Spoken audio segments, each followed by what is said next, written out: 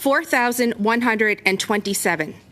That's how many people are registered to receive alerts across our 5 Cape Breton Indigenous communities, for which I created our very own Unama'ki Emergency Alert System.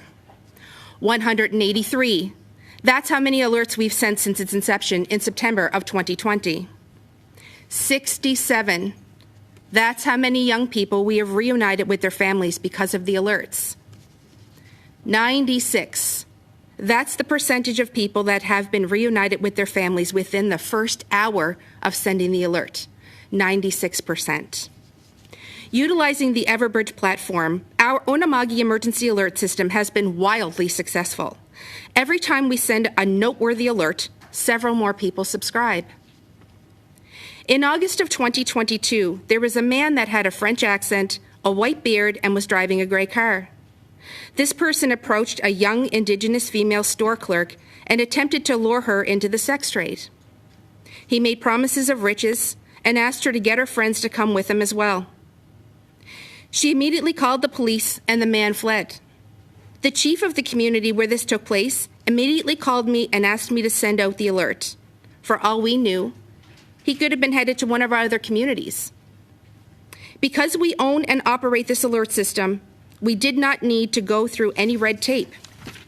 We did not need the say-so from authorities, and we did not need to wait one more minute. I sent the alert within minutes of this event taking place, and I was able to send it to all 5 communities at once. The alert was not only sent to the over 3,000 subscribers we had at that time, but some of them took screen captures of the alert and posted it on their socials, which meant it reached far more than those that were actually registered. After that alert was sent, another 150 people subscribed to our alert system. Because this system was designed by us, for us, we are able to create our own protocols around when, how, and why an alert should or shouldn't be sent. The collaboration between our 5 community chiefs and myself allowed us to use this system in a manner that works best for us. There has not been one single request for an alert that has been denied, and every single alert has been sent out within minutes of receiving the information. The Everbridge platform gives us the ability to tailor the delivery of the message. Once the message has been typed out, with the press of one button, it will send to all forms of communication at once. It will text a cell phone, call a cell phone, send an email, and, most importantly, call a landline. There are still several of our elders that have a landline and no other form of communication. In some areas, there is no or very little cell service, which makes the landline option that much more important. I was able to work with Everbridge to make some adjustments. We are now able to send just a text and an email, or the second option is what we call all paths, which means it will then ring a landline. Waking an elder in the middle of the night with a landline call is now reserved for immediate threat to life and safety only. We can choose to not wake people if it's something that does not directly affect them or that they can do nothing about. Currently, the chief and 2 other staff in each community have been trained and have access to send the alerts along with myself. I was worried that the username and password for each community might fall into the wrong hands, so it's been designed that the only thing the username and password will allow you to do is send a message. It will not give access to the sensitive data that is within the system. As the administrator, I am the only person that can see, change, or update that information. This alert system started out as a simple little idea in my mind. I had no idea it was going to take on a life of its own. People continue to subscribe even now after 4 years. We often send out media campaigns to remind people to register or update their information. Now, our alert system is getting nationwide attention. When there is something going on within communities, people are quick to take to social media asking, "Where's the alert?"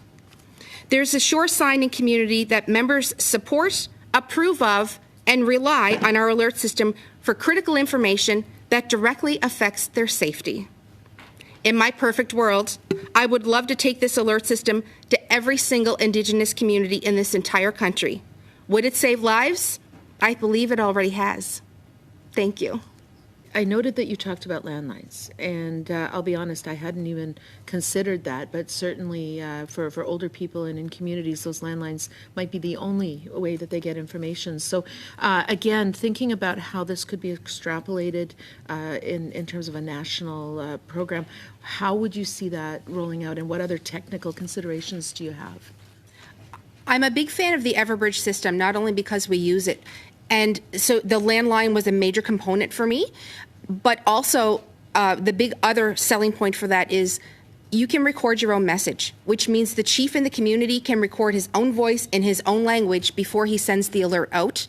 I think that's a very big, important part of it. In thinking about this red dress alert system, I see it being broken up into kind of dividing the country either by province or by area, such as, one in the Atlantic. If somebody goes missing in Halifax and we find out about it within minutes, we're sending that alert out to Halifax. 12 hours later, we'll send it out to Nova Scotia. 12 hours later, we'll send it out to the entire Atlantic. Having said that, though, what we also have to take into consideration is that you can get from one end of this country to the another by a plane ride within hours. So that also has to be taken into consideration. How do we know these people are in fact missing and have been abducted in the form of missing, as opposed to they're deciding they don't want to be found, maybe even for their own safety?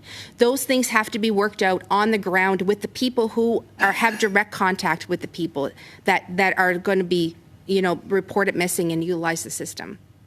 When I listen to you and I listen to Mrs. Farley, we need to do this, and we need to take your program along with her ideas, the two of you together, and expand it right across the country to all areas, because I really believe that this is something that would benefit everyone, Indigenous, everyone. Would you have any disagreement in sharing that information? So far, I've gone over to Lennox Island PEI and set up the exact same alert system that I have in Cape Breton with Lennox Island. I am now scheduled to go to Conn River in Newfoundland to set up the exact same there. I've assisted a couple of communities in developing the proposals to get the funding from Indigenous Services Canada. I'm waiting for them to get those proposals approved so that I can travel to their communities and assist them as well. As I said in the beginning, in my perfect world, I would love to go to every single Indigenous community. If Indigenous Services Canada EMAP funded me, why wouldn't they fund every single community in the country? I'm able to get this alert system set up in a community in an hour.